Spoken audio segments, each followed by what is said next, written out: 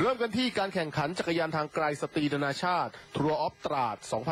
2019 ประเภทวันเดย์เรสระดับ UCI Elite เส้นทางจากสารากลางจังหวัดตราดถึงแหลมงอบสุดแผ่นดินตะวันออกของไทยระยะทาง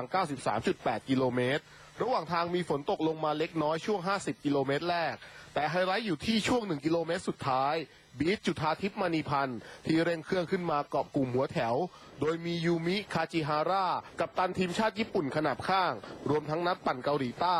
ก่อนเข้าทางตรง 200 เมตรจุธาทิพย์ตัดสินใจฉีกออกขวาแล้วยกสปรินต์คาจิฮาร่าพยายามไล่กวดแต่สู้แรงสปรินต์จุธาทิพย์ไม่ไหวส่งผลให้นักปั่นสาวไทยเข้าเส้นชัยเป็นคนแรกคว้าแชมป์ไปครองอย่างงดงามด้านพลเอกเดชาเหมกระศรีนายกสมาคมกีฬาจักรยานแห่งประเทศไทย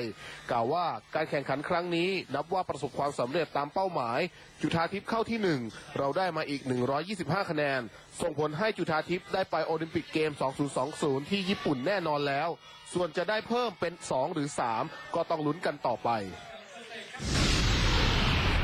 ความเคลื่อนไหวฟุตบอลยูฟ่าแชมเปี้ยนลีกวันเสาร์นี้ระหว่างลิเวอร์พูลพบสเปอร์ล่าสุดการฝึกซ้อมของสเปอร์ที่กรุงลอนดอนแฟนบอลได้เห็นแฮร์รี่เคนดาวยิงกัปตันทีมกลับมาซ้อมเต็มรูปแบบกับเพื่อนๆทีมตาไก่แล้วหลังบาดเจ็บข้อเท้าไปกว่า1 เดือนโดยเคนจะร่วมเดินทางไปสเปนกับสเปอร์ด้วยในวันพรุ่งนี้ซึ่งกุนซือมาริซิโอโปเชติโนขอเช็คความฟิตจนนาทีสุดท้ายก่อนตัดสินใจว่าจะส่งเคนลงสนามหรือไม่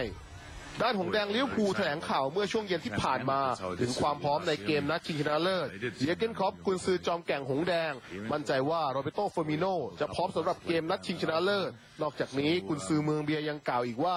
ที่เยอรมนีมักมีคำพูดว่าสิ่งที่ดีที่สุดจะมาในการทำครั้งที่3คล็อปเคยพาลิเวอร์พูลเข้าชิงยูโรปาและแชมเปี้ยนลีกอย่างละครั้งแต่จบแค่รองแชมป์ซึ่งเขาหวังว่าความสำเร็จจะเกิดขึ้นในเกมครั้งนี้สำหรับเกมนัดชิงชนะเลิศจะแข่งขันกันที่สนามว่านตาเมโทรโปลิสตาโนที่กรุงมาดริดในคืนวันเสาร์ที่1 มิถุนายนนี้ศึกวอลเลย์บอลหญิงเนชั่นลีก 2019 ที่มาเก๊าทีมนักตบลูกยางสาวไทยลงสนามนัดแรกพบกับทีมชาติจีนเซตแรกทีมสาวชัยทำแต้มเบียดกับจีนได้อย่างสูสีจนกระทั่งช่วงปลายเซตโดนทีมนักตบสาวจากแดนมังกรเร่งเครื่องแซงเข้าป้ายไปได้25-21เซตที่2ไทยออกสตาร์ทได้ดีแต่หลังจากนั้นจีนเริ่มตั้งเกมได้และเอาชนะไปได้อีก25-17เซต3สาวจีนยังเล่นได้อย่างเหนียวแน่นและดุดันมากกว่าคว้าชัยไปแบบขาดรอย25-9เกมทีมชาติจีนเอาชนะทีมชาติไทย3-0เซตส่วนผลอีกคู่ในกลุ่มเดียวกันเกาหลีใต้ถล่มเบลเยียม3-0เซตโดยโปรแกรมนัดต่อไปไทยจะพบกับเกาหลีใต้ในวันพุธที่29พฤษภาคมนี้เวลา 15:30 น.นายตนัยศิริชาญวิทยารมกรรมการผู้อำนวยการสนามช้างอินเตอร์เนชั่นแนลเซอร์กิตเปิดตัวโฉมบัตรพลาสติกโมโต GP ปี2ไทยแลนด์กลางปี 2019 ระหว่างวันที่ 4-6 ตุลาคมนี้ที่สนามช้างอินเตอร์เนชั่นแนลเซอร์กิตจังหวัดบุรีรัมย์โดยบัตรชมมีทั้งหมด4เวอร์ชั่นได้แก่บัตรแกรนด์สแตนบัตรไซส์สแตนบัตรมาร์เกรสสแตนและบัตรรอสซี่สแตนออกแบบภายใต้คอนเซปต์ Pride of Thailand ที่คงเสน่ห์และเอกลักษณ์ลวดลายที่บ่งบอกถึงความเป็นไทยที่งดงามผู้สนใจสามารถสอบถามเพิ่มเติมได้ที่ Call Center 02-826-7788 หรือ 7-Eleven ทุกสาขาทั่วประเทศ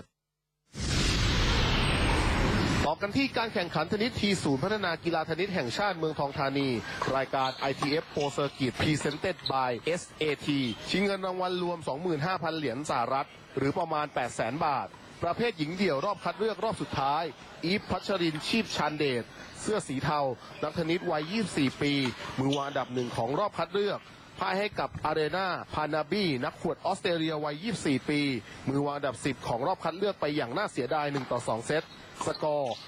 5-7 6-3 และซุปเปอร์ไทเบรก 6-10 ปิดท้ายที่ประเภทชายเดี่ยวรอบแรกเป็นการพบกันของ2นักเทนนิสไทยชยานนท์แก้วสุทอเสื้อสีดำวัย 23 ปีมืออันดับ 1,300 ITF World Ranking พบกับธนเพชรฉันทะมืออันดับ 1,118 ผลปรากฏว่าชยานนท์ทำได้ดีกว่าเฉือนเอาชนะไป 2-1 เซตด้วยสกอร์ 7-5 3-6 และ 6-4 ผ่านเข้ารอบ 2 ไปรอพบผู้ชนะระหว่างชูอิจิเซกิกุจิมือวางอันดับ 2 ของรายการจากญี่ปุ่นกับอาดิลคานยานปูจากอินเดีย